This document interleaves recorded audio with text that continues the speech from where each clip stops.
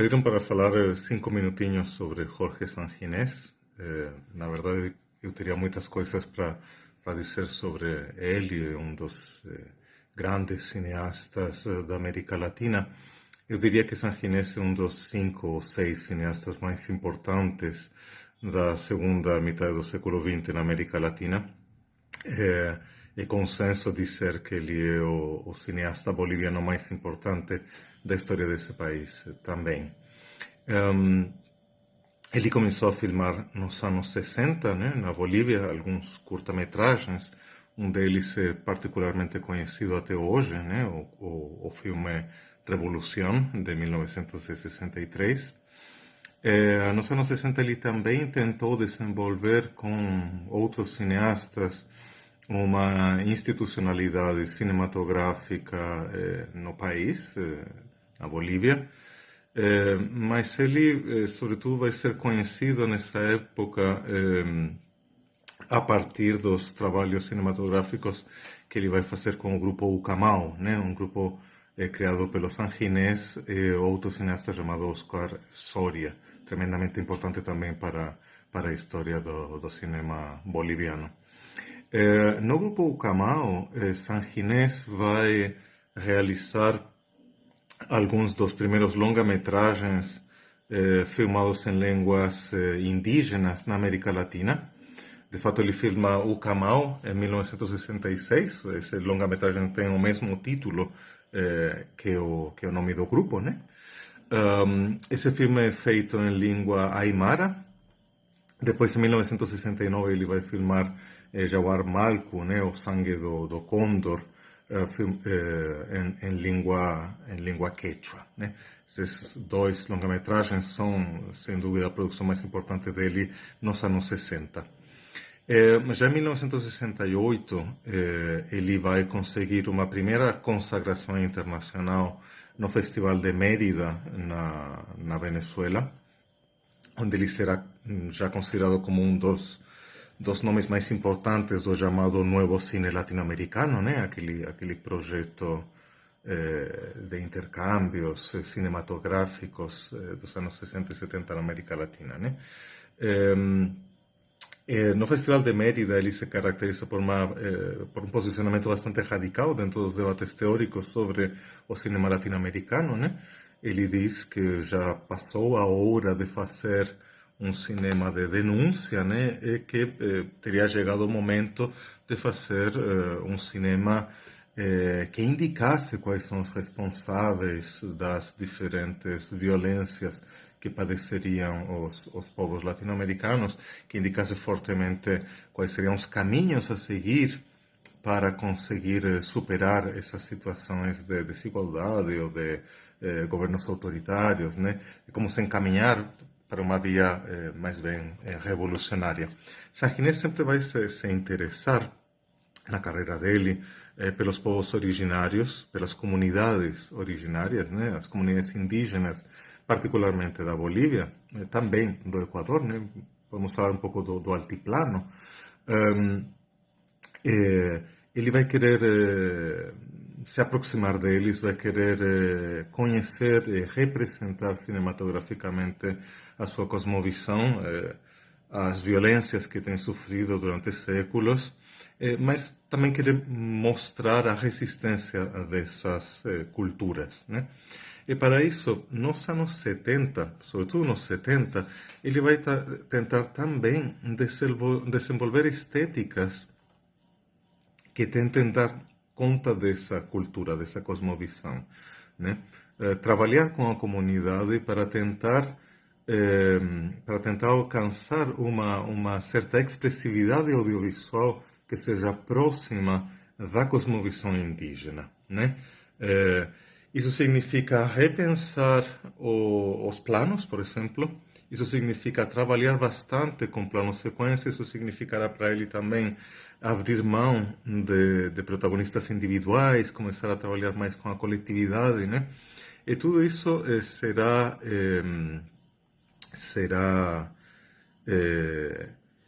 aparecerá em diferentes artigos da época, né? E esses artigos depois vão ser reunidos num livro muito importante que ficou conhecido como Teoria e Prática de um Cine Junto ao Pueblo, né? De 1978, uma coletânea dos textos de Sanginés. Depois, já no final dos anos 80, 1989, ele vai fazer o filme que será talvez o filme mais conhecido dele, mais conhecido pelo grande público, né? Um filme chamado La Nación Clandestina, que vai ganhar a Concha de Oro no Festival de San Sebastián, um festival de Espanha bastante importante, forma parte dos festivais Série A. Isso talvez consiga uma aproximação bastante grande com um público um pouco maior. Mas eu diria que isso será a consagração de uma carreira, né? Uma carreira que tinha começado nos anos 60, que já era tremendamente interessante e importante. Isso. Muito obrigado. Espero que seja de alguma utilidade. Tchau, tchau. Então, Jorge Sanginés, meu grande amigo, faz parte de um grupo seleto, pequeno, de cineastas latino-americanos que conseguiram projeção internacional, conseguiram fazer dos seus filmes seus filmes fossem vistos por outros lugares do mundo. O Sanginés recebeu muitos prêmios em muitos festivais internacionais. E eu conheci no Festival de Vinha del Mar. Ele estava apresentando, acho que, O Sangue do Condor, um filme que me marcou muito, porque é um filme que mostra a exploração das populações indígenas das Américas pelo grande capital. Essa, aliás, é a força do cinema de Sanginés. Sanginés foi um pioneiro, o primeiro entre nós, que deu voz ao índio, deu voz ao oprimido, à pessoa que vivia aqui antes do flagelo que foi a chegada do Colombo aqui nas Américas. Então,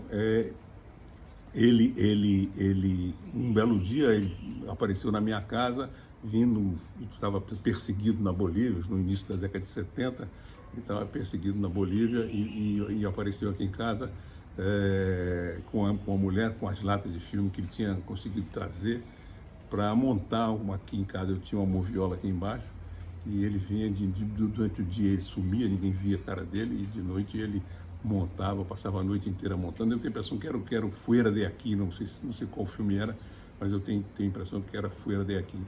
E na saída ele me presenteou com essa belíssima máscara boliviana que vocês estão vendo aqui, que eu trouxe para botar no cenário e para dizer da minha amizade por ele, esperando vê-lo aqui na UFRJ, que está fazendo muito justamente uma homenagem ao cinema dele.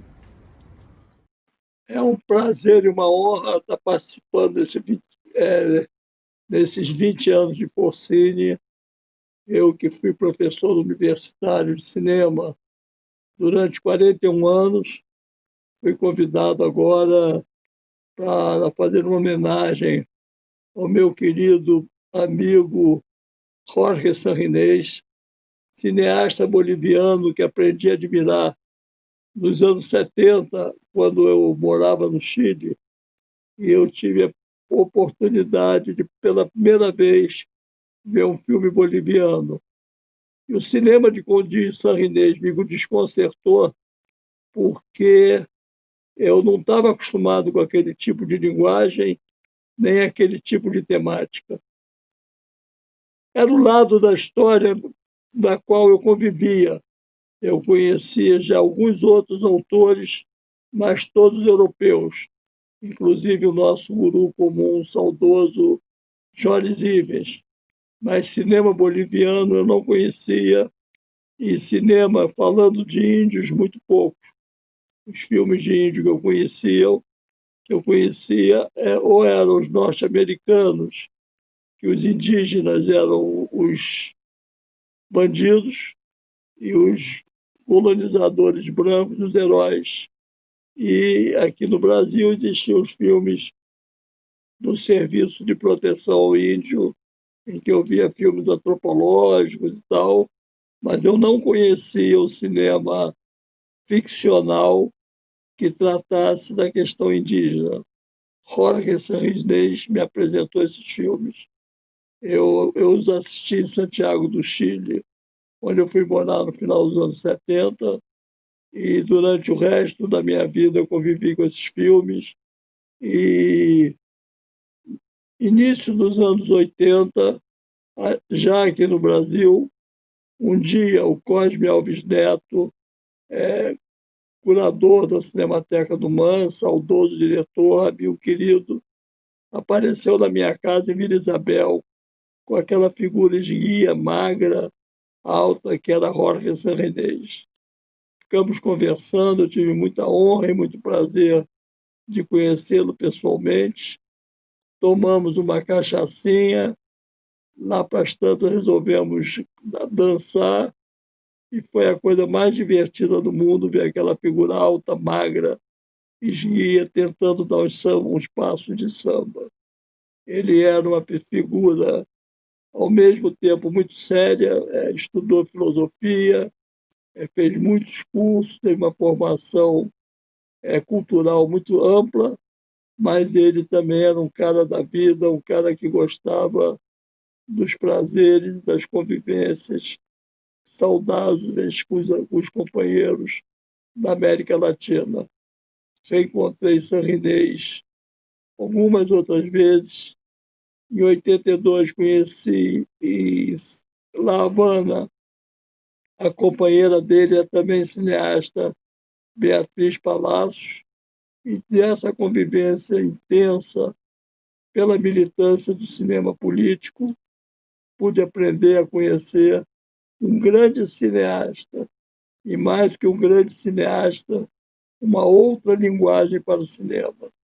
Um cinema que, falando a linguagem sobre os povos indígenas, sobre as questões indígenas, também reconstruía a narrativa cinematográfica através de planos mais longos, imagens mais lentas, tudo que o cinema norte-americano contraindicava, e eu que estava intoxicado por aquela linguagem que eu assistia desde a infância, pude aprender então a ver um outro cinema, um outro tipo de narração, e aí comecei a entender melhor a pluralidade e a diversidade do cinema. Eu agradeço muito ao Forcini a oportunidade de estar participando desse evento, nesses 20 anos da sua criação, e estar participando especialmente na homenagem muito justa que o Forcini está prestando a esse gigante do cinema chamado Jorge Serrenez. Muito obrigado.